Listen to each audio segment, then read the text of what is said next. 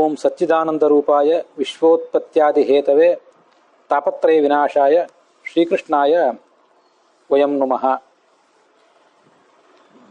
ಕೃಷ್ಣ ಭಗವಂತ ಅವನು ಈ ಜಗತ್ತನ್ನು ಸೃಷ್ಟಿಸಿದವನು, ಅದನ್ನು ಪಾಲಿಸಿದವನು ಮತ್ತು ನಾಶ ಮಾಡುವಂಥವನು.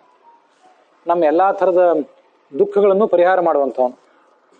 ಅವನಿಗೆ ಮೊದಲು ನಮಸ್ಕಾರ ಮಾಡ್ತೇವೆ. ಅವನ ಶರೀರದೊಳಗೆ ರಕ್ತ, ಮಾಂಸ, ಎಲುಬು ಇತ್ಯಾದಿ ಯಾವುದೂ ಇಲ್ಲ. ಜ್ಞಾನಾನಂದವಾದ ಕಲ್ಯಾಣ ದೇಹ ಇದ್ದವನು. ಆ ಭಗವಂತನಿಗೆ ನಮಸ್ಕಾರ ಮಾಡ್ತೀವಿ ಅಂತ ಇದು ಮೊದಲನೇ ಶ್ಲೋಕ. ಈಗ ನಾವು ನೋಡ್ತಿರೋ ಗ್ರಂಥ ಏನಿದೆಲ್ಲ, ಇದು ಮೂಲ ಭಾಗವತ ಗ್ರಂಥದ ಅಲ್ಲಿ ಬಂದಿದ್ದಲ್ಲ. ಇದು ವೇದವ್ಯಾಸರು, ಮಹರ್ಷಿ ವೇದವ್ಯಾಸ ಮಹಾಭಾರತ ರಚನೆ ಮಾಡಿದರು. ಮತ್ತು 18 ಪುರಾಣಗಳನ್ನು ರಚನೆ ಮಾಡಿದರು. ಆ 18 ಪುರಾಣಗಳಲ್ಲಿ ಮಹಾಭಾರತ ಸೇರಿಲ್ಲ, ಅದು ಬೇರೆ. ರಾಮಾಯಣ ವಾಲ್ಮೀಕಿಗಳು ರಚನೆ ಮಾಡಿದ್ದು, ಅದೊಂದು ಬೇರೆ. ಹೀಗೆ ನಮ್ಮ ದೇಶದಲ್ಲಿ ಪ್ರಧಾನವಾದ ಗ್ರಂಥಗಳು ಅಂದರೆ ಒಂದು ಮಹರ್ಷಿ ವ್ಯಾಸರು ರಚನೆ ಮಾಡಿರುವ ಮಹಾಭಾರತ, ಆಮೇಲೆ ವಾಲ್ಮೀಕಿ ರಾಮಾಯಣ, ಮುಂದೆ ಪುರಾಣಗಳು.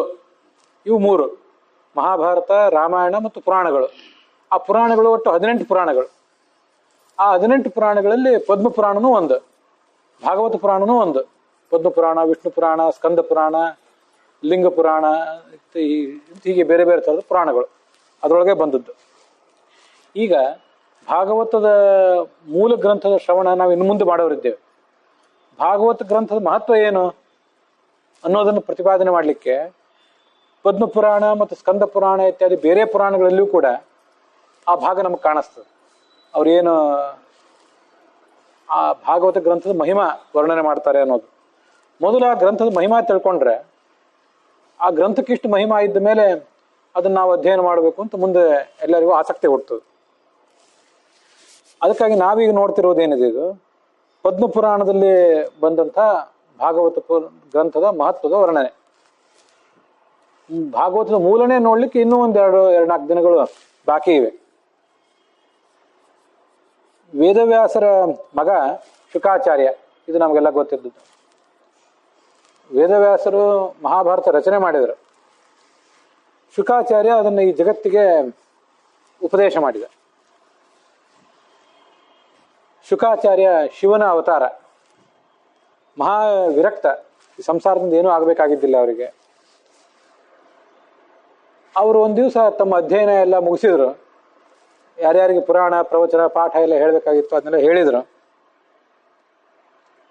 ಬಿಟ್ಟು ನಾನು ಸನ್ಯಾಸಿಯಾಗಿ ಹೋಗಿಬಿಡ್ತೀನಿ ಅಂತ ಹೊರಟುಬಿಟ್ರು.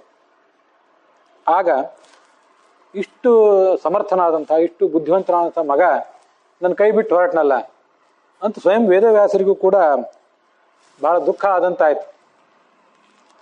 ಅವರು ಮಗನೇ ಎಲ್ಲಿ ಹೋದಿ, ಏನು ಗತಿ ಇನ್ನ, ಪುತ್ರ ಅಂತ ಜೋರಾಗಿ ಅವ್ರು ಕರೆದರು. ಈ ವೇದವ್ಯಾಸರೇನು ಒಂದು ಕಾತರದ ಮನೋಭಾವದಿಂದ ಮಗನೇ ಶುಕ ಅಂತ ಕರೆದ್ರಲ್ಲ, ಆವಾಗ ಎಲ್ಲ ಕಡೆ ಸುತ್ತಮುತ್ತಲು ಪ್ರತಿಧ್ವನಿ ಆಯ್ತಂತ. ಎಲ್ಲಿ ಪ್ರತಿಧ್ವನಿ ಆಯಿತು? ಎಲ್ಲ ಸ್ಥಾವರಗಳು, ಜಂಗಮಗಳು. ಸ್ಥಾವರ ಅಂದರೆ ಗಿಡ ಮರಗಳು ಮೊದಲಾದದ್ದು, ಜಂಗಮ ಅಂದರೆ ನಾವೆಲ್ಲ ಓಡಾಡುವಂಥವ್ರು. ಈ ಮರಗಳು ಕೂಡ ಪುತ್ರೇತಿ ತನ್ಮಯತೆಯ ತರವೋ ವಿನೇದುಹೋ ತಮ್ಮ ಸರ್ವಭೂತ ಹೃದಯ ಮುನಿಮಾಂತೋಸ್ಮೆ. ಆ ಎಲ್ಲ ಮರಗಳು ಪ್ರತ್ಯುತ್ತರ ಕೊಟ್ಟವಂತ, ಪ್ರತಿಧ್ವನಿ ಆಯ್ತಂತ ಅವಾಗ. ಯಾಕೆ ಅಂದರೆ ಶಿವ ಎಲ್ಲ ಕಡೆ ಇದ್ದಾನೆ. ಮರಗಳಿರಲಿ ಮತ್ತು ಮನುಷ್ಯ ಇರಲಿ, ಇನ್ಯಾವುದೇ ಪ್ರಾಣಿ ಪಕ್ಷಿ ಇರಲಿ, ಎಲ್ಲರ ಮನಸ್ಸಿನಲ್ಲೂ ಕೂಡ ಶಿವ ಇದ್ದೇ ಇರ್ತಾನೆ. ಆ ಶಿವನ ಅವತಾರವೇ ಈ ಶುಕಾಚಾರ್ಯ. ಆ ಶುಕಾಚಾರ್ಯ ಜಗತ್ತನ್ನು ಬಿಟ್ಟು ಸನ್ಯಾಸಿ ಆಗ್ತೀನಿ ಅಂತ ಹೊರಟು ಬಿಟ್ಟಾಗ, ವ್ಯಾಸರು ಮಗನೇ ಶುಕ ಅಂತ ಜೋರಾಗಿ ಆಕ್ರಂದನ ಮಾಡಿದಾಗ, ಈ ಶುಕ ಅವೆಲ್ಲರ ಮನಸ್ಸಿನೊಳಗೂ ಇದ್ನಲ್ಲ, ಪ್ರಾಣಿ ಪಕ್ಷಿಗಳೆಲ್ಲರ ಮನಸ್ಸಿನೊಳಗೂ, ವೃಕ್ಷಗಳ ಮನಸ್ಸಿನೊಳಗೂ ಇದ್ನಲ್ಲ. ಆಗ ವೃಕ್ಷಗಳು ಪ್ರತ್ಯುತ್ತರ ಕೊಟ್ಟವಂತ, ಮಾರ್ಧನೆ ಪ್ರತಿಧ್ವನಿ ಕೊಟ್ಟವು. ಅಂಥ ಶುಕಾಚಾರ್ಯ ಅಷ್ಟು ವಿರಕ್ತನಾದವನು.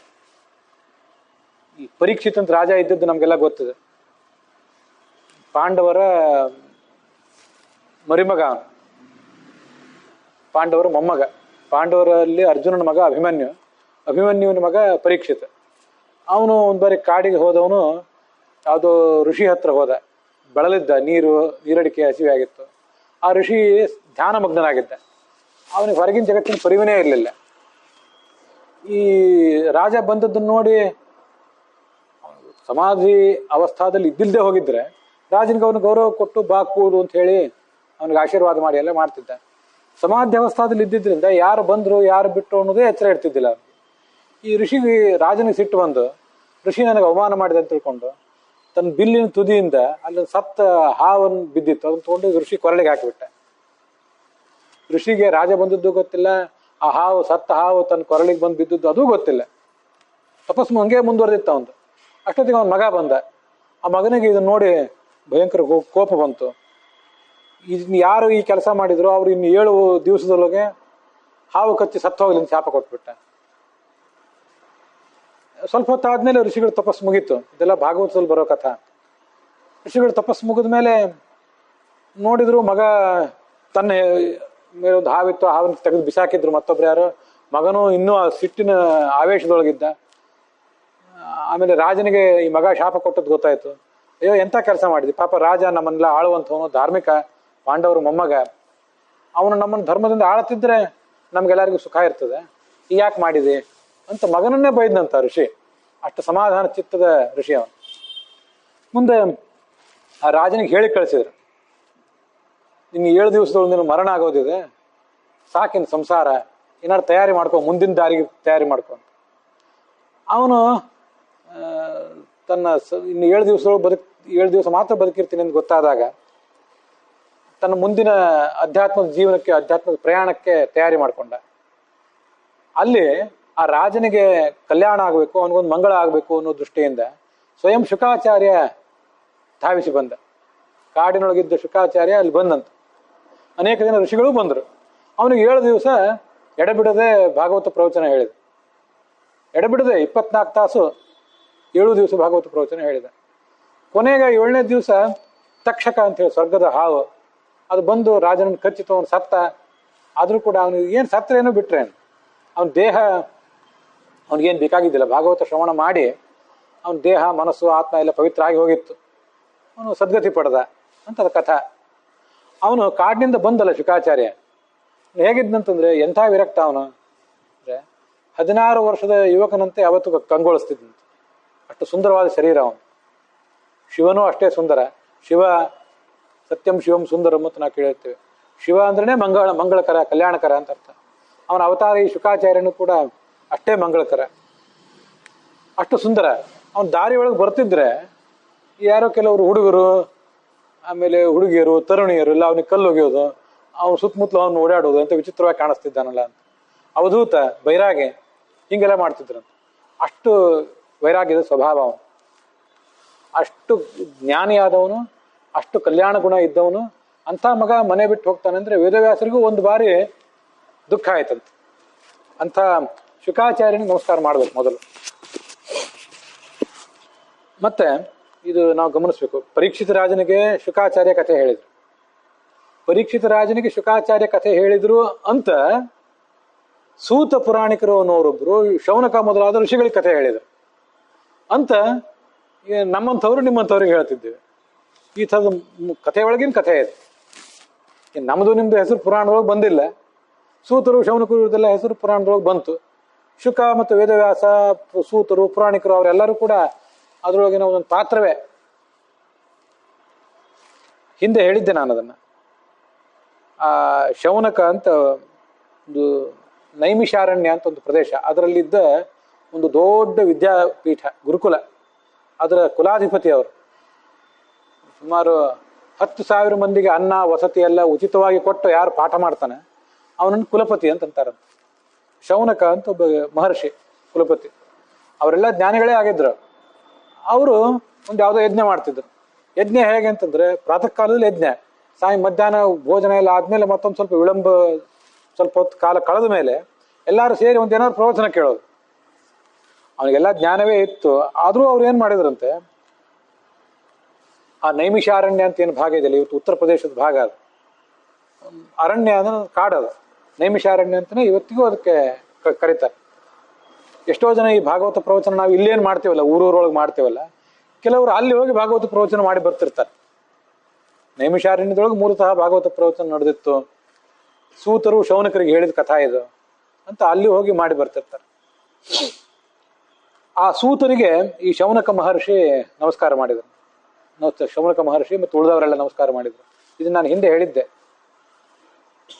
ಜಾತಿ ಪದ್ಧತಿ ಪ್ರಕಾರ ಸೂತರು ಅಂದ್ರೆ ರಥ ಹೊಡೆಯೋ ಜಾತಿಯವರು, ಜಾತಿ ಪದ್ಧತಿ ಪ್ರಕಾರ. ಶೌನಕ ಮಹರ್ಷಿ ಅಂದ್ರೆ ಬ್ರಾಹ್ಮಣ. ಹೇಳ್ತಾರೆ, ನಮಸ್ಕಾರ ಮಾಡಿ ಆ ಸೂತ್ರನ್ನು ಮೇಲೆ ಕೂಡಿಸಿದ್ರಂತೆ. ನೀವು ಜ್ಞಾನಿಗಳಿದ್ದೀರಿ, ಪುರಾಣ ಹೇಳಿ ಕೂತಿದ್ದೀರಿ, ಮೇಲೆ ಕೂಡ್ರಿ, ನಿಮ್ಮ ಜಾತಿ ನಮಗೆ ಮುಖ್ಯ ಅಲ್ಲ, ನೀವು ಮೇಲೆ ಕೂಡ್ರಿ ಅಂತ ಅವ್ರನ್ನ ಮೇಲೆ ಕೂಡಿಸಿದ್ರು. ಇವರೆಲ್ಲ ಕೆಳಗೆ ಕೂತಿದ್ರು. ಈ ತರ ಕೆಳಗೆ ಕೂತು ಆ ಪುರಾಣ ಹೇಳಲಿಕ್ಕೆ, ಪುರಾಣ ಅವ್ರು ಹೇಳಲಿಕ್ಕೆ ತೊಡಗಿದ್ರು, ಇವರು ಕೇಳಲಿಕ್ಕೆ ತೊಡಗಿದ್ರು. ಅಲ್ಲಿ ಮುಂದೆ ಭಾಗವತದಲ್ಲೇ ಒಂದು ಕಥಾ ಬರೋದಿದೆ. ಈ ಸೂತ ಪುರಾಣಿಕರು ಅವ್ರ ಮಗ ಸೌತಿ ಅಂತ, ಸುಮಿತ್ರೆಯ ಮಗ ಸೌಮಿತ್ರಿ ಹೇಗೋ ಸೂತರ ಮಗ ಸೌತಿ ಅಂತ. ಈ ಸೂತರು ಒಂದು ಬಾರಿಯಲ್ಲೆಲ್ಲ ಮೇಲ್ ಕೂತ್ಕೊಂಡು ಪ್ರವಚನ ಮಾಡ್ತಿದ್ರಲ್ಲ, ಋಷಿಗಳೆಲ್ಲ ಕೆಳಗೆ ಕೂತ್ ಕೇಳ್ತಿದ್ರು, ಯಾವ ಜಾತಿ ಪದ್ಧತಿ ತೊಗೊಂಡು ಏನ್ ಮಾಡ್ಬೇಕು. ಜ್ಞಾನಿ ಆದ್ರಿಂದ ಅವ್ರಿಗೆ ಉನ್ನತ ಸ್ಥಾನನೇ ಕೊಟ್ಟಿದ್ರು. ಅಲ್ಲಿ ಬಲರಾಮ ಬಂದ, ಕೃಷ್ಣನ ಅಣ್ಣ. ಆ ಪುರಾಣ ನಡೆದಿತ್ತು. ಬಲರಾಮ ಬಂದಾಗ ಆ ಸೂತ ಪುರಾಣಿಕರು ಮೇಲಿನ ಸ್ಥಾನದಲ್ಲಿ ಕೂತವರು, ರಥ ಹೊಡೆಯೋ ಜಾತಿಯವರು, ಅವ್ರೇನು ಕೆಳಗೆ ಇಳಿಲಿಲ್ಲ. ಬಲರಾಮನ್ ಅವ್ರೇನು ಮಾತಾಡ್ಸಲಿಲ್ಲ, ಯಾಕಂದ್ರೆ ಪುರಾಣ ನಡೆದಿದೆ. ಮಾತಾಡ್ಸೇ ಇದ್ದಾಗ ಅವ್ರಿಗೆ ಬಲರಾಮನಿಗೆ ಸಿಟ್ಟು ಬಂತದ್ದು. ನಾನು ಕ್ಷತ್ರಿಯ, ಇಂಥ ಉತ್ತಮ ಕುಲದಲ್ಲಿ ಹುಟ್ಟಿದವನು, ನಾನು ಬಂದಾಗ ನೀನು ನನ್ನ ಗೌರವಿಸಬೇಕಾಗಿತ್ತು, ನೀನು ಗೌರವಿಸಲಿಲ್ಲ. ಇಂಥ ಮೂರ್ಖನಿಗೆ, ಇಂಥ ಅಜ್ಞಾನಿಗೆ ನೀವು ಉನ್ನತ ಸ್ಥಾನದಲ್ಲಿ ಕೂಡಿಸಿದ್ದೀರಲ್ಲ ಅಂತ ಋಷಿಗಳ ಮೇಲೆಲ್ಲ ಸಿಟ್ಟಾದ. ಉಳಿದ ಋಷಿಗಳ ಮೇಲೆಲ್ಲ ಸಿಟ್ಟಾಗಿ ಅವನನ್ನು ಕೊಂದು ಹಾಕಿಬಿಟ್ರು ಬಲರಾಮ. ಯಾರನ್ನ? ಆ ಉನ್ನತ ಸ್ಥಾನದಲ್ಲಿ ಕೂತಂಥ ಸೂತ ಪುರಾಣಿಕನನ್ನು. ಆವಾಗ ಋಷಿಗಳಿಗೆಲ್ಲ ಅಸಮಾಧಾನ ಆಯ್ತು. ಎಂಥ ಕೆಲಸ ಮಾಡಿದೆ. ಪುರಾಣ ನಡೆದಾಗ ಅವನಲ್ಲಿ ಭಗವಂತನ ಸನ್ನಿಧಾನ ಇರ್ತದೆ, ಅವನೇನು ಯಾರನ್ನೂ ಎದ್ದು ಗೌರವಿಸಬೇಕಾಗಿಲ್ಲ. ಅವನು ರಥ ಹೊಡೆಯುವ ಜಾತಿಯವನೇ ಆಗಿದ್ರು, ದೊಡ್ಡ ಜ್ಞಾನಿ ಅನ್ನೋ ಕಾರಣಕ್ಕಾಗಿ ಅವನಿಗೆ ನಾವು ಉನ್ನತ ಸ್ಥಾನ ಕೊಟ್ಟು ನಾವೆಲ್ಲ ಕೂತು ಪುರಾಣ ಕೇಳ್ತಿದ್ದೀವಿ, ನಾವು ಅವನಿಗೆ ಗೌರವ ಕೊಟ್ಟಿದ್ದೆವು. ನೀನು ಈ ಮರ್ಯಾದೆಯನ್ನು ಮೀರಿ ಅಂತ ಜ್ಞಾನಿಯನ್ನು ಕೊಂದು ಹಾಕಿದ್ದಿ. ನೀನು ಕೃಷ್ಣನ್ ಅಣ್ಣ ಆದ್ರೇನು, ಯಾವ ದೊಡ್ಡವನಾದ್ರೇನು, ನೀನು ಪ್ರಾಯಶ್ಚಿತ್ತ ಮಾಡ್ಕೋಬೇಕು ಅಂದ್ರೆ. ಯಾರ್ದೋ ಮರಣ ಆಯ್ತು, ಕ್ಷುಲ್ಲಕ ಯಾವುದೋ ಜಾತಿ, ಅವನು ಕೀಳು ಮನುಷ್ಯ, ಅವನ ಮರಣ ಆದ್ರೆ ನಮಗೇನು ಅಂತ ಇವ್ರು ಯಾರು ವಿಚಾರ ಮಾಡಲಿಲ್ಲ. ಜ್ಞಾನಿಯನ್ನು ಕೊಂದು ಹಾಕಿದೆಲ್ಲ, ನಡಿ ನೀ ಪ್ರಾಯಶ್ಚಿತ್ತ ಮಾಡ್ಕೊಂತ ಬಲರಾಮನಿಗೆ ಹೇಳಿದಂತೆ ಎಲ್ಲ ಋಷಿಗಳು. ಏನ್ ಪ್ರಾಯಶ್ಚಿತ್ತ? 1 ವರ್ಷ ತೀರ್ಥಯಾತ್ರೆ ಮಾಡು, ಎಲ್ಲ ಕಡೆ ಸಂಚಾರ ಮಾಡು, ಮನೆ ಬಿಡು, ಹೋಗಿ ಎಲ್ಲ ಕಡೆ ಸಂಚಾರ ಮಾಡಿ, ದುಷ್ಟ ರಾಕ್ಷಸರು ಎಲ್ಲಾರು ಇದ್ರೆ ಅವ್ರನ್ನ ಕೊಲ್ಲು, ಇವನ್ ಕೊಂದು ಏನ್ ಮಾಡ್ತೆ? ಜ್ಞಾನಿಯನ್ನು ಕೊಂದದ್ದು ತಪ್ಪಿಗಾಗಿ ದುಷ್ಟ ರಾಕ್ಷಸ ಸಂಹಾರ ಮಾಡಿ 1 ವರ್ಷ ತೀರ್ಥಯಾತ್ರೆ ಮಾಡಿ ಬಾ ಅಂತ ಹೇಳಿದ್ರಂತವ್ರು. ಇದು ಜ್ಞಾನಕ್ಕೆ ಆ ಕಾಲದಲ್ಲಿ ಇದ್ದ ಬೆಲೆ. ಹಿಂದೆ ಭಗವದ್ಗೀತಾ ಪ್ರವಚನದಲ್ಲಿ ಕೂಡ ಅದನ್ನ ಹೇಳ್ತಿದ್ದೆ, ಮತ್ತೀಗ ನೆನಪು ಮಾಡ್ಕೊಂಡಿದ್ದೆ. ಅವ್ರು ಏನ್ ಹೇಳಿದ್ರಂತ ಋಷಿಗಳಿಗೆ, ಋಷಿಗಳು ಸೂತ ಪುರಾಣಿಕರಿಗೆ, ಅಜ್ಞಾನ ಧ್ವಾಂತ ವಿಧ್ವಂಸ ಕೋಟಿ ಸೂರ್ಯ ಸಮಪ್ರಭ ಸೂತ ಆಖ್ಯಾಹಿ ಕಥಾಸಾರಂ ಮಮ ಕರ್ಣ ರಸಾಯನಂ. ನೀವು ಒಂದು ಸೂರ್ಯನಂತೆ ಇದ್ದೀರಿ ಸೂತ ಪುರಾಣಿಕರೇ, ನೀವು ಸೂರ್ಯನಂತೆ. ಅಜ್ಞಾನವೆಂಬ ಕತ್ತಲನ್ನು ಕಳೀಲಿಕ್ಕೆ ನೀವು ಸೂರ್ಯ ಇದ್ದಂತೆ. ನಮ್ಮೆಲ್ಲರ ಕಿವಿಗೆ ಔಷಧದಂತಿರುವಂತಹ ಒಂದು ಕಥಾ ಏನಾದ್ರು ಹೇಳ್ರಿ. ನಾವು ಭಗವಂತನ ಭಕ್ತಿ ಇಲ್ಲದೇ ಇದ್ದಂಥ ಜನ ಏನ್ ಮಾಡ್ಬೇಕು? ಅಥವಾ ಭಗವಂತನ ಭಕ್ತಿ ಇದ್ದವರಾದ್ರೂ ಕೂಡ ಒಂದು ವಿವೇಕ ಬೆಳೆಸ್ಕೋಬೇಕಲ್ಲ. ಈ ಜಗತ್ತಿನಲ್ಲಿ ಇದ್ದೀವಿ ಅಂದಮೇಲೆ ನಿತ್ಯ ಯಾವುದು, ಅನಿತ್ಯ ಯಾವುದು, ಶಾಶ್ವತ ಯಾವುದು, ಅಶಾಶ್ವತ ಯಾವುದು ಅಂತ ಒಂದು ವಿವೇಕ ಬರಬೇಕಲ್ಲ. ಅದಕ್ಕೆ ನಾವು ಏನ್ ಮಾಡ್ಬೇಕು? ಮಾಯೆ ಮೋಹ ಇದನ್ನೆಲ್ಲ ಕಳ್ಕೋಬೇಕು ನಾವು. ನಾನು, ನನ್ನದು, ನನ್ನ ಗಂಡ, ನನ್ನ ಹೆಂಡತಿ ಅನ್ನುವಂಥ ಮೋಹವನ್ನೆಲ್ಲ ಕಳ್ಕೋಬೇಕಲ್ಲ. ಅದಕ್ಕಾಗಿ ನಾವೇನ್ ಮಾಡ್ಬೇಕು? ಮಾಯಾಮೋಹ ನಿರಾಸಶ್ಚ ವೈಷ್ಣವೈಹಿ ಕ್ರಿಯತೆ ಕಥಂ. ಏನ್ ಮಾಡ್ಬೇಕು ನಾವು?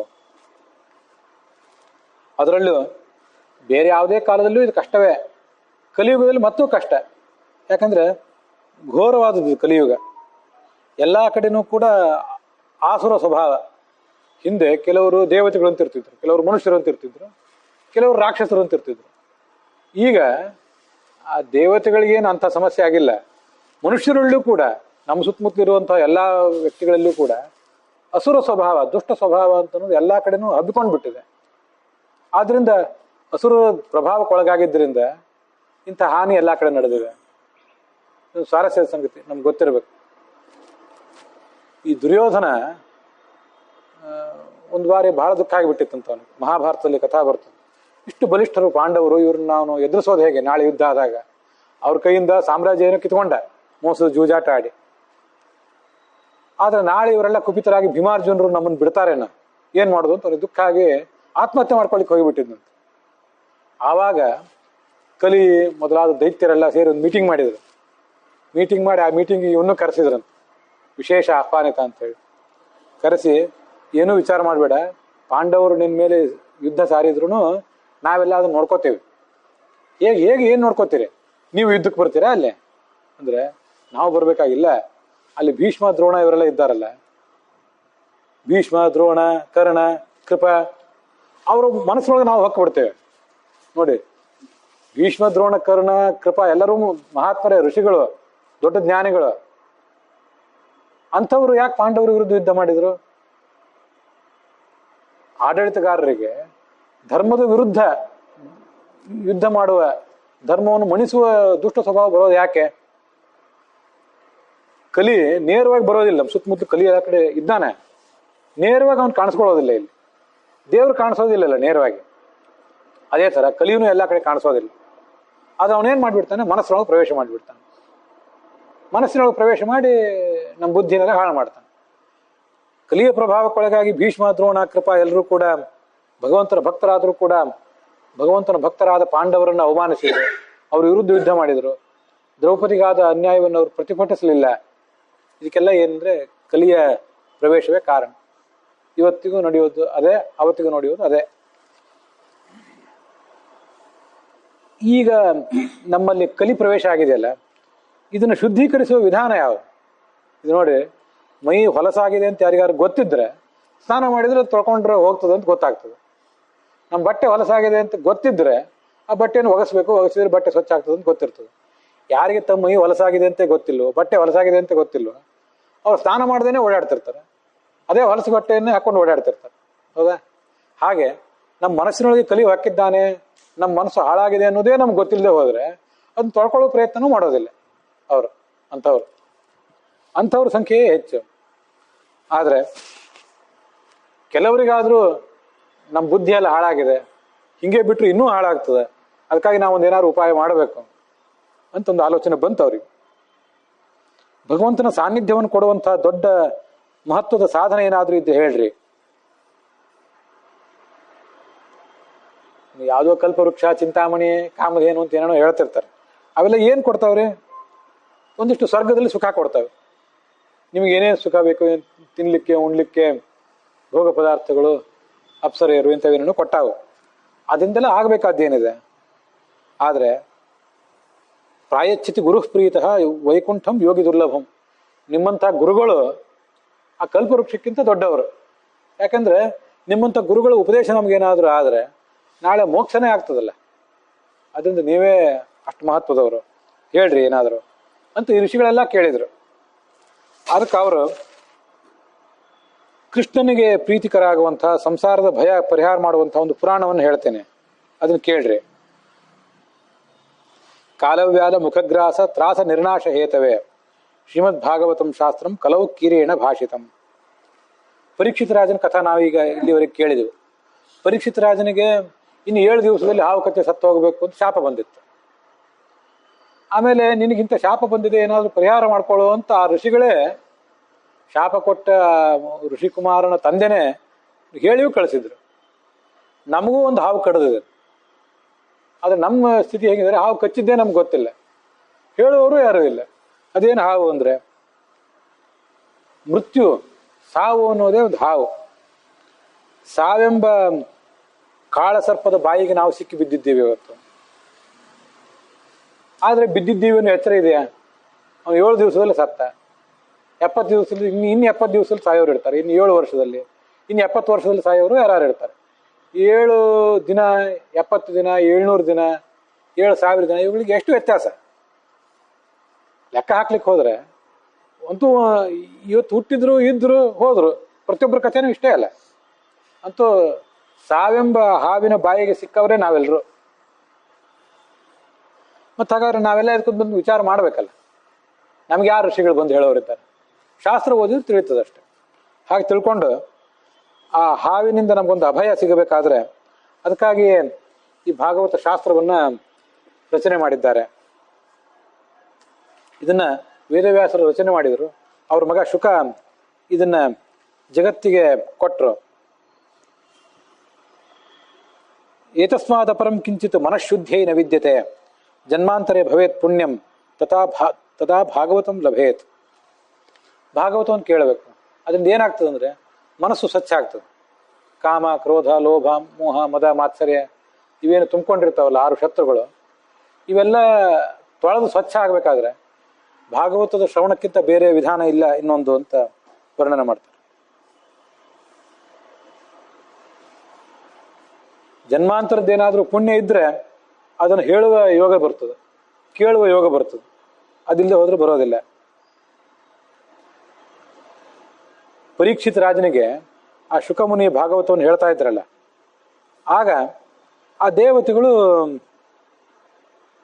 ಇಲ್ಲಿ ಬಂದ್ರಂತೆ. ಅವ್ರು ಏನ್ ಮಾಡಿದ್ರು, ಕೈಯಲ್ಲಿ ಅಮೃತ ಕಲಶ ತಗೊಂಡ್ಬಂದಿದ್ರು. ದೇವತೆಗಳ ಹತ್ರ ಅಮೃತ ಇದೆಯಲ್ಲ, ಸಮುದ್ರ ಮಥನ ನಡೆದಾಗ ಅಲ್ಲಿಗೆ ಅಮೃತ ಸಿಕ್ಕಿತ್ತು ಅವರಿಗೆ. ಅದನ್ನ ಅವ್ರು ತಗೊಂಡು ಬಂದ್ರು. ಸುಧಾಕುಂಭಂ ಗೃಹೀತ್ವೈವ ದೇವಾಸ್ತತ್ರ ಸಮಾಗಮನ್. ಅವರು ಶುಕಾಚಾರ್ಯನಿಗೆ ನಮಸ್ಕಾರ ಮಾಡಿದರು. ಅವ್ರು ಹೇಳಿದ್ರಂತೆ, ನೋಡು ಶುಕಾಚಾರ್ಯ, ನಮ್ಮ ಕೈಯಲ್ಲಿರೋ ಅಮೃತ ದುರ್ಲಭ ಇದು ಬಹಳ. ಇದನ್ನು ನಿನಗೆ ಕೊಡ್ತೇವೆ, ಬೇಕಾದ್ರೆ ತಗೋ ಇದನ್ನು. ಇನ್ನು ಬೇಕಾದ್ರೆ ಮಂದಿಗೂ ಕೊಡು ನಿನಗೆ ಬೇಕು ಅನ್ಸಿದ್ರೆ. ಅಲ್ಲೇನು ಹಂಗಿಲ್ಲ, ನಾನು ಸುಮ್ಮನೆ ಹೇಳಿದೆ. ಆದ್ರೆ ಭಾಗವತದ ಕಥಾಮೃತ ಇದೆಯಲ್ಲ, ಕಥಾ ಅನ್ನೋದೇ ಅಮೃತ, ಅದನ್ನು ನಮಗೆ ಕೊಡು. ಅದ್ರ ಬದಲಾಗಿ ಈ ಅಮೃತ ನಿನಗೆ ಕೊಡ್ತೇವೆ. ರಾಜ ಪರೀಕ್ಷಿತ ರಾಜ ಈಗ ಸಾಯವನಿದ್ದಾನಲ್ಲ, ಇನ್ನು 7 ದಿವಸದಲ್ಲಿ ಅವನು ಅಮೃತ ಪಾನ ಮಾಡಲಿ. ಸ್ವರ್ಗಲೋಕದಿಂದ ಅವನಿಗೆ ಅಮೃತ ತಂದು ಕೊಟ್ಟಿದ್ದೇವೆ, ನಾವು ಭಾಗವತ ಅಮೃತ ಪಾನ ಮಾಡ್ತೇವೆ. ಆಗ ಶುಕಾಚಾರ್ಯ ನಕ್ಕು ಬಿಟ್ನಂತ.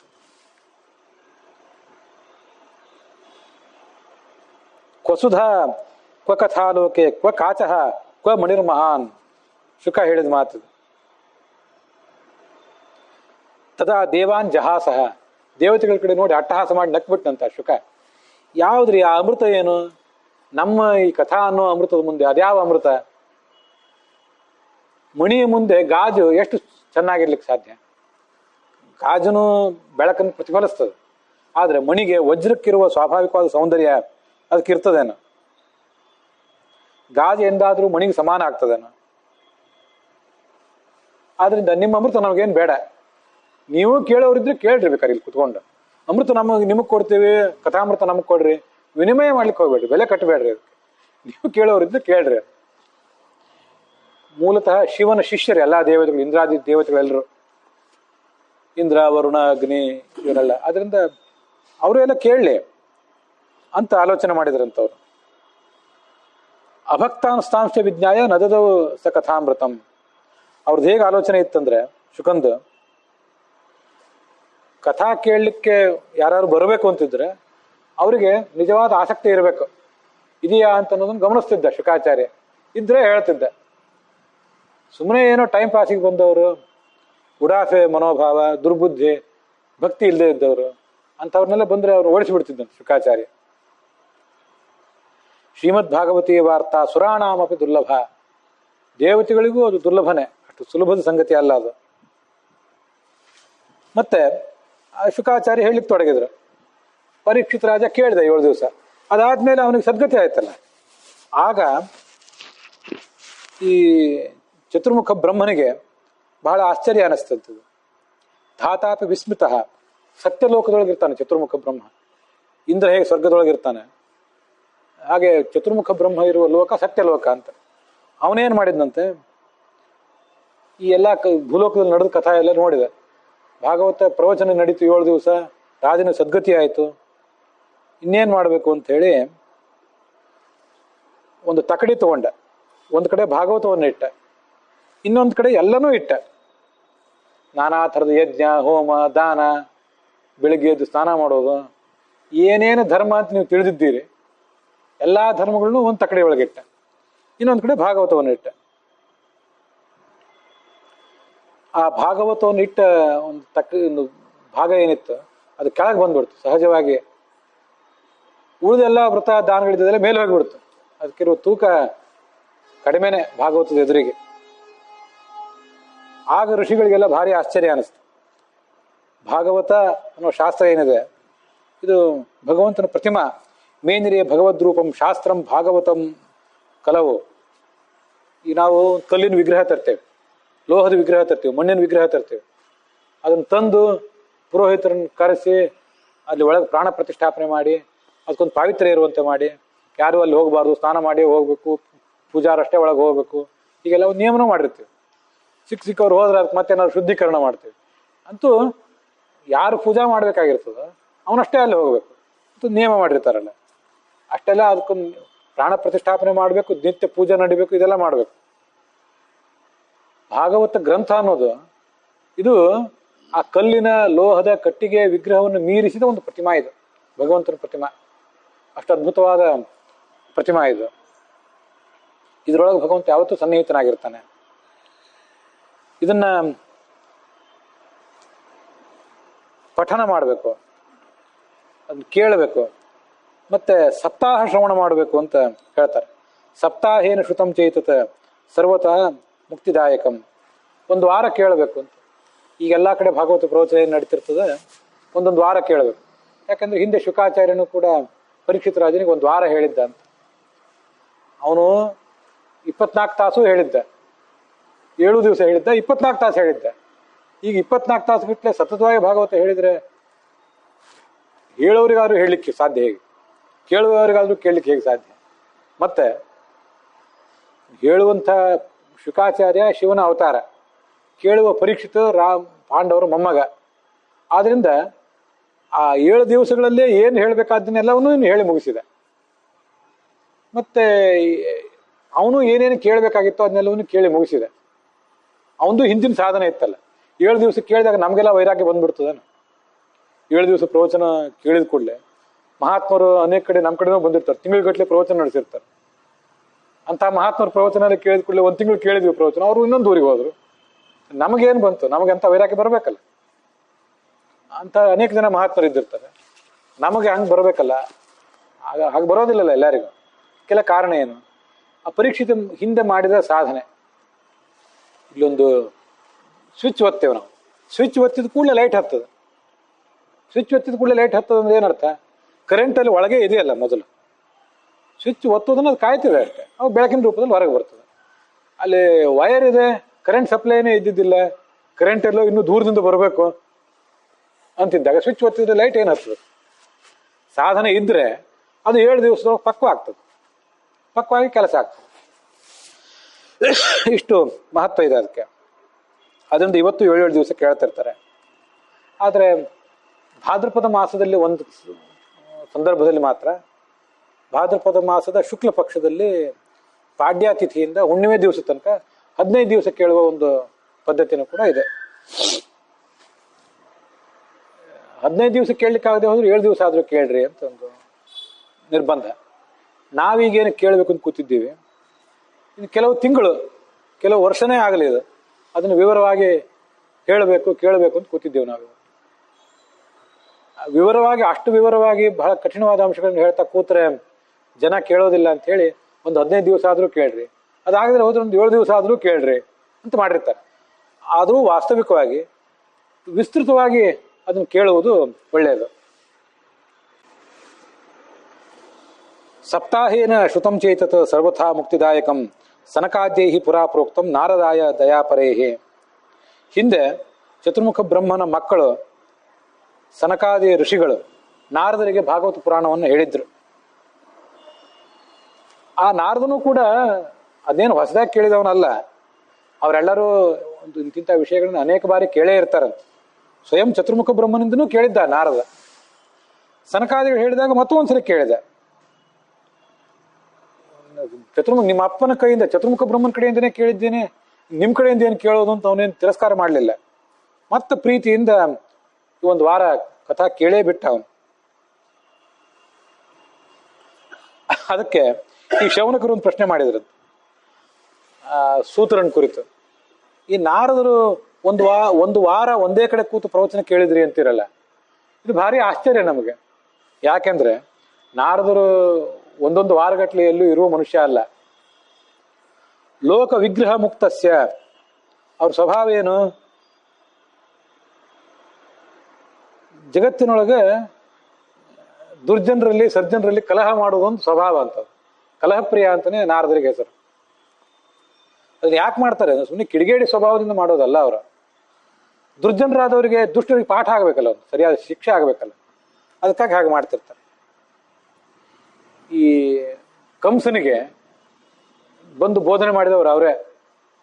ಈಗ ಈ ದೇವಕಿಯ ಮಗನಿಂದಲೇ ನಿನಗೆ ಹತ್ಯೆ ಆಗ್ಬೇಕು, ಅದು ಗೊತ್ತೋ ಇಲ್ಲ ನಿನಗೆ, ಮೈ ಮರ್ತು ಕೂತಿದ್ಯಲ್ಲ ಅಂತೇಳಿ ಅವ್ನು ಚುಚ್ಚಿ ಬಿಟ್ರು. ಆವಾಗಿಂದ ಮತ್ತವನು ಎದ್ದು ನಿಂತ. ಇಂಥದ್ದು ಅನೇಕ ಜನ ರಾಕ್ಷಸರ ಹತ್ರ ಎಲ್ಲ ಹೋಗಿ ಅವ್ರನ್ನ ಎಬ್ಬಿಸಿ ನಿಲ್ಲಿಸ್ತಿದ್ರು. ಮತ್ತೆ ದೇವತೆಗಳಿಗೂ ಹೋಗಿ ಹೇಳಿ, ಆ ರಾಕ್ಷಸರು ಎದ್ದು ನಿಂತಿದ್ದಾರೆ, ಒಂದೇನಾದ್ರು ನೀವು ತಯಾರಿ ಮಾಡ್ಕೊಳ್ರಿ ಅಂತಿದ್ರು.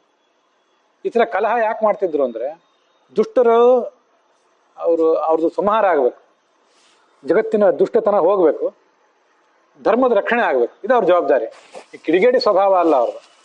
ನಾರದ ಅಂದ್ರೆ ನಮ್ಮೆಲ್ಲರ ಸಾಕ್ಷಿ ಪ್ರಜ್ಞೆ ಇದ್ದ ಹಾಗೆ. ಅವ್ರನ್ನ ಮಹಾಭಾರತದಲ್ಲಿ ಒಂದ್ ಕಡೆ ಅವ್ರು ಸ್ತೋತ್ರ ಮಾಡ್ತಾರೆ, ಅವಂಧ್ಯ ಕಾಲಹ ಅಂತ. ಯಾವತ್ತೂ ಸಮಯವನ್ನು ವ್ಯರ್ಥ ಮಾಡಿದವರಲ್ಲ ಅವರು, ಯಾವತ್ತೂ ಭಗವಂತನ ಗುಣಗಾನ ಮಾಡ್ಕೊಂಡೇ ಇದ್ದವರು. ದೇವತೆಗಳು, ಮನುಷ್ಯರು, ದೈತ್ಯರು ಎಲ್ಲರ ಕಡೆ ಎಲ್ಲಿ ಹೋಗ್ಲಿಕ್ಕೂ ಅವರಿಗೆ ಮುಕ್ತ ಪರವಾನಗಿ. ಅಂಥವ್ರು ಅವರು ಸದಾ ಸಂಚಾರ ಮಾಡ್ತಿರ್ತಾರೆ. ಅಂಥವ್ರು ಒಂದ್ ಕಡೆ 7 ದಿವಸ ಕಾಲ ಒಂದ್ ಕಡೆ ಕೂತ್ರಲ್ಲ, ಕಥಾ ಕೇಳಿದ್ರಲ್ಲ, ಇದು ಭಾರಿ ಆಶ್ಚರ್ಯ. ಅವ್ರಿಗೆ ಬಿಡುವು ಹೇಗೆ ಸಿಕ್ತ ಅಷ್ಟು? ಅದ್ರ ಬಗ್ಗೆ ಒಂದ್ ಸ್ವಲ್ಪ ವಿವರ ಹೇಳ್ರಿ ಅಂತ. ಅದಕ್ಕೆ ಆ ಸೂತ ಪುರಾಣಿಕರ ಕಥೆ ಹೇಳಿಕ್ ತೊಡಗಿದವರು ಹೇಳಿದ್ರಂತ ಹೇಳ್ತೇನೆ. ಅದ್ರ ಬಗ್ಗೆ ಒಂದು ಸ್ವಾರಸ್ಯ ಇದೆ, ಹೇಳ್ತೇನೆ ಕೇಳ್ರಿ. ಶುಕಮುನಿ ನನಗೆ ಆ ಕಥೆ ಹೇಳಿದ್ರು, ನಿಮಗೆ ಹೇಳ್ತೇನೆ. ಈ ಬದರಿ ಕ್ಷೇತ್ರ ಇದೆಯಲ್ಲ, ಆ ಬದರಿ ಕ್ಷೇತ್ರದಲ್ಲಿ ಸನಕಾದಿಗಳಿಗೂ ನಾರದರಿಗೂ ಒಂದ್ಸರಿ ಭೇಟಿ ಆಯ್ತಂತೆ. ಆಗ ಅವ್ರಂದ್ರಂತೆ, ಕಥಂ ಬ್ರಹ್ಮನ್ ದೀನಮುಖಃ ಕುತಶ್ಚಿಂತಾತುರೋ ಭವಾನ್ ತ್ವರಿತಂ ಗಮ್ಯತೆ ಕುತ್ರ ಕುತಶ್ಚ ಆಗಮನಂ ತವ. ಯಾಕೆ ನಾರದರೆ, ಯಾವತ್ತು ನೀವು ಸಂತೋಷದಿಂದ ಇರುವಂಥವ್ರು, ಇನ್ನೊಬ್ಬರನ್ನು ಸಂತೋಷ ಪಡಿಸುವಂಥವ್ರು, ಇವತ್ತೇನೋ ನಿಮ್ಮ ಮನಸ್ಸಿನೊಳಗೆ ಭಾರಿ ದುಃಖ ಆಗುವಂತೆ ಕಾಣಿಸ್ತಿದೆ, ಏನಾಗಿದೆ ನಿಮಗೆ? ಎಲ್ಲಿಂದ ನೀವು ಬರ್ತಾ ಇದ್ದೀರಿ? ಭಾರಿ ಅವಸರದಿಂದ ಎಲ್ಲೋ ಹೊರಟಿದ್ರು ಅವರು. ಎಲ್ಲಿಂದ ಬಂದ್ರಿ? ಹೋಗ್ತಾ ಇದ್ದೀರಿ ಎಲ್ಲಿಗೆ? ಏನಾರು ದುಡ್ಡು ಕಳ್ಕೊಂಡವರು ಒದ್ದಾಡ್ತಿರ್ತಾರಲ್ಲ ಆ ಚಿಂತೆಯಿಂದ, ಆ ಥರ ನೀವೆಲ್ಲ ಓಡಾಡುವಂತೆ ಕಾಣಿಸ್ತದೆ. ಇದೇನು ನಿಮ್ಗೇನಾಗಿದೆ ಅಂತ ಹೇಳ್ರಿ. ಇದು ಇಂಥ ಒಂದು ನೋವು ದುಃಖ ನಿಮ್ಗೆ ಯೋಗ್ಯ ಅಲ್ಲ. ಅದಕ್ಕೆ ಅವ್ರು ನಾರದ ಹೇಳಿದ್ರಂತೆ, ನಾನು ಈ ನಮ್ಮ ಕರ್ಮಕ್ಷೇತ್ರವಾದಂತಹ ಈ ಭರತ ಭೂಮಿಯಲ್ಲಿ ಎಲ್ಲ ಕಡೆ ಸಂಚಾರ ಮಾಡಿದೆ. ಎಲ್ಲೆಲ್ಲಿ ಸಂಚಾರ ಮಾಡಿದಂತೆ?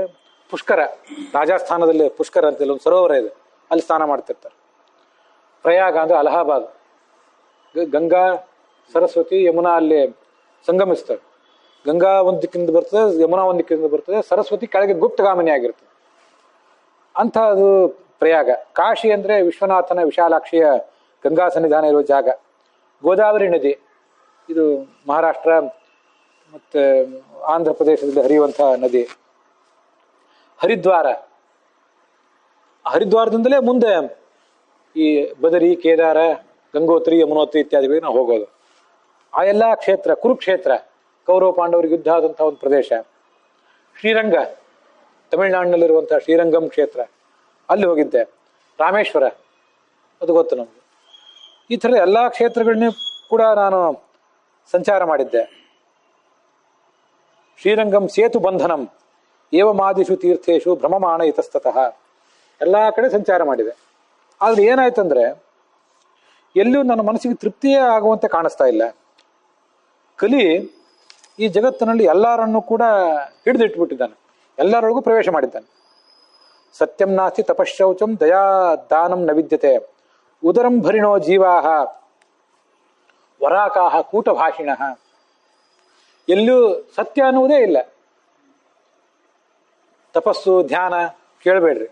ಶೌಚ, ಸ್ವಚ್ಛತೆ, ಅಂತರಂಗ ಬಹಿರಂಗ ಶುದ್ಧಿ, ಇದೇ ಬಹಿರಂಗ ಶುದ್ಧಿ, ಇದೇ ಅಂತರಂಗ ಶುದ್ಧಿ, ಅದೂ ಇಲ್ಲ. ಅದೆಲ್ಲ ಸುಮ್ಮನೆ ಬಾಯಲ್ಲೇ. ಕರುಣೆ ಅನ್ನೋದೇ ಎಲ್ಲೂ ಇಲ್ಲ. ದಾನ ಇಲ್ಲ.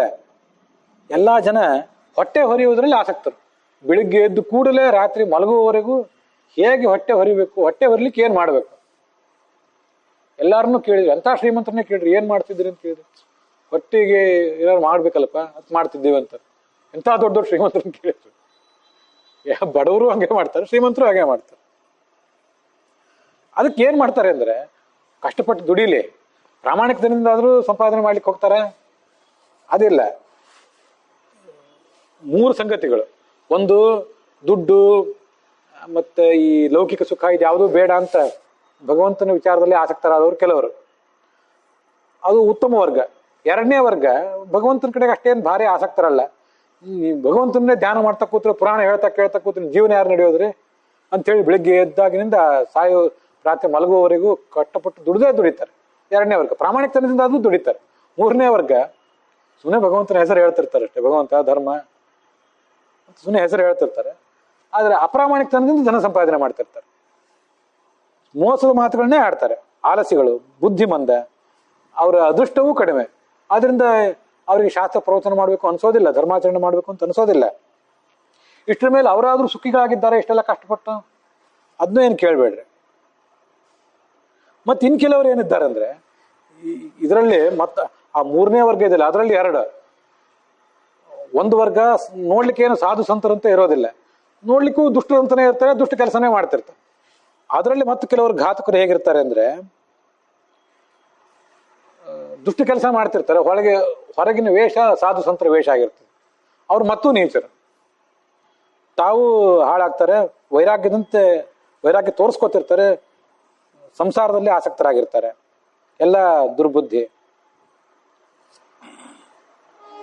ರಾಜ್ಯ ಎಲ್ಲ ಹಾಳಾಗಿ ಹೋಗಿದೆ. ತರುಣಿ ಪ್ರಭುತಾ ಲೋಕೆ. ಒಂದು ಕಾಲದಲ್ಲಿ ಒಂದು ವ್ಯವಸ್ಥೆ ಇರ್ತಿತ್ತು. ಗಂಡ ಅಂದ್ರೆ ಹೆಂಡತಿಗಿಂತ ವಯಸ್ಸಿನಿಂದ ದೊಡ್ಡವನಿರ್ತಾನೆ. ಅಜ್ಜಿಗಿಂತ ಅಜ್ಜಿ, ಎಲ್ಲರೂ ಅತ್ತೆಗಿಂತ ಮಾವ ವಯಸ್ಸಿನಿಂದ ದೊಡ್ಡವರು ಇರ್ತಾರೆ. ಆ ಗಂಡಸಿನ ಅನುಶಾಸನ ನಡೆದಿರ್ತದೆ. ಗಂಡಸಿನ ಅನುಶಾಸನ ನಡಿಬೇಕು ಅಂತ ಮುಖ್ಯ ಅಲ್ಲ, ವಯಸ್ಸಿನಿಂದ ಅವ್ರು ದೊಡ್ಡವರು, ಅವ್ರ ಅನುಶಾಸನ ನಡೆದಿರ್ತದೆ.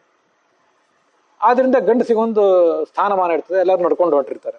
ಮುಂದೆ ಕಲಿಯುಗ ಬಂದಾಗ ತರುಣಿ ಪ್ರಭುತ, ಇಷ್ಟು ದಿವಸ ನಿಮ್ಮ ಮಾತು ಕೇಳಿದ್ದಾಯ್ತು, ಇನ್ನು ನಮ್ಮ ಮಾತು ನೀವು ಕೇಳ್ರಿ ಅಂತ ಹೇಳಿ ಎಲ್ಲಾ ಸ್ತ್ರೀಯರು ತಮ್ಮದೇ ಕೈಯಲ್ಲಿ ಕಾರ್ಯಭಾರ ತಗೊಂಡ್ಬಿಟ್ಟಿರ್ತಾರೆ.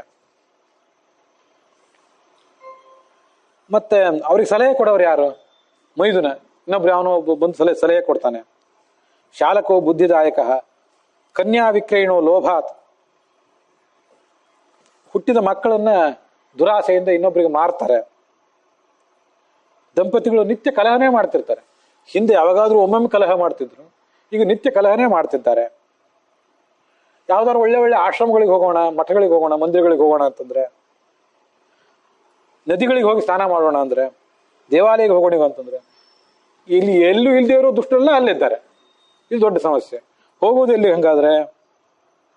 ಆಶ್ರಮಾಹ ಯವನೈಹಿ ವೃದ್ಧಾಹ. ಇಷ್ಟರ ಮೇಲೆ ಯಾರು ವಿದೇಶಿಗಳಿಗೆ ಬಂದಲ್ಲ ಹಾಳು ಮಾಡಿಬಿಡೋದು ಬೇರೆ, ಅಧಾರ್ಮಿಕರು ಮೊದಲಾದವರು. ತೀರ್ಥಾನಿ ಸರಿತಸ್ತಥ ದೇವತಾಯತನಾನ್ಯತ್ರ ದುಷ್ಟೈಹಿ ನಷ್ಟಾನಿ ಭೂರಿಷ. ಎಷ್ಟೋ ಜನ ಹಾಳು ಮಾಡಿಬಿಟ್ಟಿದ್ದಾರೆ. ಇನ್ ಕೆಲವರನ್ನ ಹಾಳು ಮಾಡಿಲ್ಲ, ಅಲ್ಲಿ ಒಳಗೆ ಕೂತು ಅವನನ್ನು ನಿಧಾನವಾಗಿ ಹಾಳು ಮಾಡ್ತಾ ಇದ್ದಾರೆ. ನಯೋಗಿ ನೈವ ಸಿದ್ಧೋವ ನಜ್ಞಾನಿ ಸತ್ಕ್ರಿಯೋ ನರಹ. ಎಲ್ಲಿಯೂ ಯೋಗಿ ಆದವನು, ಗೀತಾದಲ್ಲಿ ಕೇಳ್ತೇವೆ ಅಷ್ಟೇ ಯೋಗಿ ಅಂತೇಳಿ, ಯೋಗವನ್ನು ಆಚರಣೆ ಮಾಡುವವನು ಇಲ್ಲ. ಜ್ಞಾನ ಸತ್ಕರ್ಮ ಯಾವುದೂ ಇಲ್ಲ. ಎಲ್ಲ ಈ ಕಾಡಿನಲ್ಲಿ ಕಾಡ್ಗಿಚ್ಚು ಬಂದಾಗ ಎಲ್ಲ ಸುಟ್ಟು ಹೋಗಿಬಿಡ್ತದಲ್ಲ, ಆ ಥರ ಕಲಿ ಎನ್ನುವುದೊಂದು ಕಾಡ್ಗಿಚ್ಚು, ಎಲ್ಲ ಸುಟ್ಟು ಹೋಗಿಬಿಟ್ಟದು. ಅಟ್ಟಶೂಲ ಜನಪದಾ ಶಿವಶೂಲಾ ದ್ವಿಜಾತಯ ಕಾಮಿನ್ಯ ಕೇಶಶೂಲಿನ್ಯ ಸಂಭವಂತಿ ಕಲಾವಿಹ. ಮಹಾಭಾರತದಲ್ಲೂ ಇಂಥದೇ ಒಂದು ಮಾತು ಬರ್ತದೆ. ಕಲಿಯುಗದಲ್ಲಿ ಪ್ರತಿಯೊಬ್ಬರು ಕೂಡ ಪ್ರತಿಯೊಂದನ್ನು ಒಂದಲ್ಲ ಒಂದಿಟ್ಟಿಂದ ಮಾರಾಟ ಮಾಡ್ತಾರೆ. ಮಾರಾಟ ಅನ್ನುವುದು ಕಲಿಯುಗದ ಪ್ರಧಾನ ಲಕ್ಷಣ. ಹಿಂದೆ ಕೆಲವನ್ನು ಮಾರಾಟ ಮಾಡ್ತಿರ್ಲಿಲ್ಲ. ಏನು? ಅನ್ನ ಮಾರಾಟ ಮಾಡ್ತಿರ್ಲಿಲ್ಲ, ಛತ್ರ ಇಟ್ಟಿರ್ತಿದ್ರು. ಯಾರಿಗೂ ಇಷ್ಟು ಕೊಟ್ಟು ಕೂಪನ್ ತಗೊಂಡು ಬಂದು ಊಟ ಮಾಡ್ರಿ ಅಂತಿರ್ಲಿಲ್ಲ. ವಿದ್ಯಾದಾನ ಮಾಡ್ತಿದ್ರು. ಇಷ್ಟು ಕೇಳಿಯೇ ಬಂದು ಫೀ ತುಂಬಿ ಆಮೇಲೆ ನಮ್ಮ ಪ್ರವಚನಕ್ಕೆ ಬರ್ರಿ ಅಂತ ಯಾರು ಅಂತಿದ್ದಿಲ್ಲ. ಇವತ್ತು ಪುಕ್ಕಟಿಯಾಗಿ ಸಿಗೋ ಸರ್ವಿಸ್ ಯಾವುದೂ ಇಲ್ಲ. ಪ್ರತಿಯೊಂದಕ್ಕೂ ಕೂಡ ಮಾರಾಟವೇ. ಕಮರ್ಷಿಯಲ್ ಮೆಂಟಾಲಿಟಿನೇ, ವ್ಯವಹಾರ ಬುದ್ಧಿಯೇ ಎಲ್ಲ ಕಡೆನೂ. ಅಟ್ಟಶೂಲಾಹ ಜನಪದಾಹ. ನೋಡಿ, ಅಟ್ಟ ಅಂದ್ರೆ ಅನ್ನ ಅಂತ. ಅಡಿಗೆಯನ್ನು ಅಟ್ಟು ಉಣೋದು ಅಂತ ಅಂತಿರ್ತೀವಲ್ಲ, ಅಟ್ಟ ಅಂದ್ರೆ ಮೇಲಿನ ಅಟ್ಟ ಅಲ್ಲ, ಅಟ್ಟ ಅಂದ್ರೆ ಅನ್ನ. ಎಲ್ಲಾ ಜನರು ಕೂಡ ಅನ್ನವನ್ನ ಮಾರಾಟ ಮಾಡುವುದೇ. ಅನ್ನವನ್ನು ಮಾರಾಟ ಮಾಡೋದೇ ಎಲ್ಲರದು ಸ್ವಭಾವ. ಅಲ್ಲಿ ಅದನ್ನು ಪ್ರಾಮಾಣಿಕತನದಿಂದ ಮಾಡಿದ್ರೆ ಒಂದು ಅಡ್ಡಿ ಇಲ್ಲ, ಅಲ್ಲಿ ಅಪ್ರಾಮಾಣಿಕತನಗಳು, ಮೋಸ.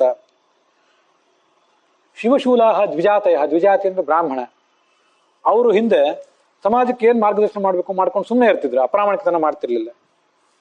ಇವತ್ತು ಅವರು ಏನೇ ಪಾಠ ಪ್ರವಚನ ಮಾಡುವುದಿದ್ರು, ಉಪನ್ಯಾಸ ಮಾಡೋದಿದ್ರು, ಪೌರೋಹಿತ್ಯ ಮಾಡಿಸೋದಿದ್ರು, ಇಷ್ಟು ಕೊಟ್ರೆ ಇಷ್ಟು ಅಂತ ಮೊದಲೇ ಡಿಮ್ಯಾಂಡ್ ಮಾಡಿ ಅವರು ಶುರು ಮಾಡ್ತಾರೆ. ಶಾಸ್ತ್ರವನ್ನ ಮಾರಾಟ ಮಾಡ್ತಿದ್ದಾರೆ ಅವರು ಕೂಡ. ಕಾಮಿನ್ಯ ಕೇಶಶೂಲಿನ್ಯ, ಕಾಮಿನಿ ಅಂದ್ರೆ ಸ್ತ್ರೀ, ಅವಳು ಕೇಶವನ್ನು ಮಾರಾಟ ಮಾಡ್ತಾಳೆ. ಕೇಶವನ್ನು ಮಾರಾಟ ಮಾಡುವುದು ಅಂದ್ರೆ ಏನು? ಕೂದಲು ಮಾರಾಟ ಮಾಡುವುದು ಅಂದ್ರೆ ಶೀಲವನ್ನು ಮಾರಾಟ ಮಾಡುವುದು ಅಂತ ಅರ್ಥ. ಕೂದಲು ಅನ್ನುವುದು ಹೆಂಗಸಿನ ಸಂಕೇತ, ಸಾಂಕೇತಿಕ ಅದು. ಇದನ್ನ ನೀವು ಗಮನಿಸಬೇಕು. ಭಾಷೆ ತುಂಬಾ ಸುಂದರವಾಗಿರ್ತದೆ. ಇಲ್ಲಿ ಹೇಗೆ ಹೇಳ್ತಾರೆ ಅಂದ್ರೆ ನಮ್ಮ ಕನ್ನಡ ಭಾಷೆಯಲ್ಲಿ ಕೂಡ ಈ ಭಾಗದಲ್ಲಿ ಅವನಿಗೆ ಈ ದುರಭ್ಯಾಸ ಬಹಳ ಅಂತಂತಾರೆ. ಮೂಗುತಿಯ ದುರಭ್ಯಾಸ ಅಂತ ಒಂದು ಸಂಕೇತ ಹೇಳ್ತಿರ್ತಾರೆ. ಅಂದ್ರೆ ಅವ್ನು ವ್ಯಭಿಚಾರಿ ಅಂತ. ಅದು ಮೂಗುತಿ ಅಂತ ಯಾಕೆ ತೋರಿಸ್ತಾರೆ? ಗಂಡಸೇನು ಮೂಗುತಿ ಹಾಕೊಳ್ಳೋದಿಲ್ಲಲ್ಲ, ಮೂಗುತಿ ಹಾಕೊಳ್ಳೋಳು ಹೆಂಗಸು. ಈ ದುರಭ್ಯಾಸ ಇದೊಂದು ಕೆಟ್ಟ ಚಟ ಒಂದು ಅಂತ ತೋರಿಸ್ತಿರ್ತಾರೆ. ಆ ಥರ ಕೇಶವನ್ನು ಮಾರಾಟ ಮಾಡುವುದು ಅಂದ್ರೆ, ಕೇಶ ಅನ್ನುವುದು ಹೆಣ್ಣಿನ ಒಂದು ಪ್ರಧಾನ ಲಕ್ಷಣ, ಅದನ್ನ ಅವಳು ಮಾರಾಟ ಮಾಡ್ತಾಳೆ, ಶೀಲವನ್ನೇ ಮಾರಾಟ ಮಾಡ್ತಾಳೆ. ವ್ಯಭಿಚಾರ ನಾನಾ ಥರದ ರೂಪಗಳನ್ನು ಪಡ್ಕೋತಾ ಇದೆ ಈಗ. ಹಿಂದೆ ವೇಶ್ಯರು ಒಂದು ನಿರ್ದಿಷ್ಟ ಸ್ಥಳದಲ್ಲಿ ಕುತ್ಕೊಂಡು ನಿರ್ದಿಷ್ಟ ರೂಪದಲ್ಲೇ ಅದು ವೇಶ್ಯಾವಾಟಿಕೆ ಅಂತ ಗೊತ್ತಾಗುವಂಗೆ ಇರ್ತಿತ್ತು, ಹಾಗೆ ಮಾಡ್ತಿದ್ರು. ಇವತ್ತು ಪುರುಷ ವೇಶ್ಯರು ಇದ್ದಾರೆ, ಸ್ತ್ರೀ ವೇಶ್ಯರು ಇದ್ದಾರೆ. ಅದಕ್ಕೆ ತಂತ್ರಜ್ಞಾನ ಬೇರೆ ಸಹಕಾರ ಕೊಡ್ತದೆ. ಬಹಳ ಭಯಂಕರವಾಗಿ ವ್ಯಭಿಚಾರವನ್ನೇ ನಾನಾ ಥರ ಮಾಡ್ತಿದ್ದಾರೆ. ಅದರಿಂದ ಇಲ್ಲಿ ಸ್ತ್ರೀಯರು ಶೀಲವನ್ನು ಮಾರಾಟ ಮಾಡ್ತಿದ್ದಾರೆ ಅಂದ್ರೆ ಗಂಡಸರು ಮಾಡೇ ಮಾಡ್ತಿದ್ದಾರೆ. ಇವ್ರು ಮಾರಾಟ ತಗೊಳ್ಳಿಕ್ಕೆ ತಯಾರಾಗಿದ್ದರಿಂದ ಅವರು ಮಾಡೋದಲ್ಲ. ಅಂಗಡಿ ಯಾವಾಗ ನಡೀತವೆ? ನಾವು ಅಂಗಡಿಗೆ ಹೋಗ್ತಿದ್ರೆ ಅಂಗಡಿ ನಡೀತವೆ. ನಾವು ಯಾರು ಅಂಗಡಿಗೆ ಹೋಗಿದ್ರೆ ಅಂಗಡಿಯನ್ನು ಬಂದ್ ಮಾಡ್ಕೊಂಡು ಓಡಿ ಹೋಗ್ಬೇಕಾಗ್ತದೆ. ನಾವು ಅವ್ರು ಕೊಟ್ಟ ಸರ್ವಿಸ್ ತಗೊಳ್ಳಿಕ್ಕೆ ತಯಾರಾಗಿದ್ದಕ್ಕಾಗಿ ಅವ್ರು ಮಾರಾಟ ಮಾಡ್ತಿದ್ದಾರೆ. ನಮ್ದು ತಪ್ಪಿದ್ದೇ ಇದರಲ್ಲಿ. ಇನ್ನೇನ್ ಮಾಡಿದೆ? ನನಗೇನೂ ಆಗ್ಲಿಲ್ಲ. ನಾನು ಅಲ್ಲಿ ಮುಂದೆ ಕೃಷ್ಣನ ಲೀಲಾಕ್ಷೇತ್ರ ಯಮುನಾ ನದಿಗೆ ಬಂದೆ. ಅಲ್ಲೊಂದು ಆಶ್ಚರ್ಯ ಕಂಡೆ ಅಂತ ಅವನು ಹೇಳ್ತಾನೆ. ತತ್ರ ಆಶ್ಚರ್ಯ ಮಯಾ ದೃಷ್ಟಂ. ಏನು ಆಶ್ಚರ್ಯ ಆಯಿತು ಅದನ್ನ ನಾವು ಮುಂದಿನ ದಿವಸ ನೋಡೋಣ. ಒಬ್ಳು ಯುವತಿ ಇದ್ಲು, ಇಬ್ರು ವೃದ್ಧರಿದ್ರು. ಆ ಇಬ್ರು ವೃದ್ಧರಿಗೆ ಅವಳು ನೆಲಕ್ಕೆ ಬಿದ್ದಿದ್ರು. ಅವ್ನು ಎಬ್ಬಿಸ್ಬೇಕು ಅಂತ ಪ್ರಯತ್ನ ಪಡ್ತಿದ್ಲು. ಆದ್ರೆ ಆ ಇಬ್ರು ಮುದುಕರು ಹೇಳ್ತಾನೆ ಇರ್ಲಿಲ್ಲ. ಇವಳು ಗೋಳಾಡ್ತಾ ಇದ್ಲು. ನಾನು ಅಲ್ಲಿ ಹೋದೆ. ಅವಳು ಸ್ವಲ್ಪ ಹೊತ್ತು ನೀನು ಇಲ್ಲೇ ನಿಲ್ಲು, ನೀನು ದೊಡ್ಡ ಋಷಿ, ನನ್ನ ಚಿಂತೆ ಪರಿಹಾರ ಮಾಡು, ನಿನ್ನಂತ ಋಷಿಯ ದರ್ಶನ ಆದ್ರೆಲ್ಲ ಪಾಪ ಪರಿಹಾರ ಆಗ್ತದೆ ಅಂತೆಲ್ಲ ಹೇಳಿದ್ಲು. ಆಗ ಅವಳು ಇವನ್ ಕೇಳಿದ್ಲು, ನೀನ್ ಯಾರು ಏನು ಅಂತ. ಅದೊಂದು ಸಂಕೇತ ಇದೆ. ಆ ಕನ್ಯೆ ಅಂದ್ರೆ ಯಾರು? ಸುಮ್ಮನೆ ಯಾವುದೋ ಹುಡುಗಿ ಅಲ್ಲ, ಅದು ಭಕ್ತಿ ಎನ್ನುವುದೇ ಒಂದು ಕನ್ಯೆ. ಆ ಥರದ ಕಥೆ ಇದೆ. ಅದನ್ನ ಮುಂದಿನ ದಿವಸ ಅಲ್ಲಿಗೆ ಇವತ್ತಿನ ಈ ಭಾಗ ಸಮಾಪ್ತವಾಗಿದೆ.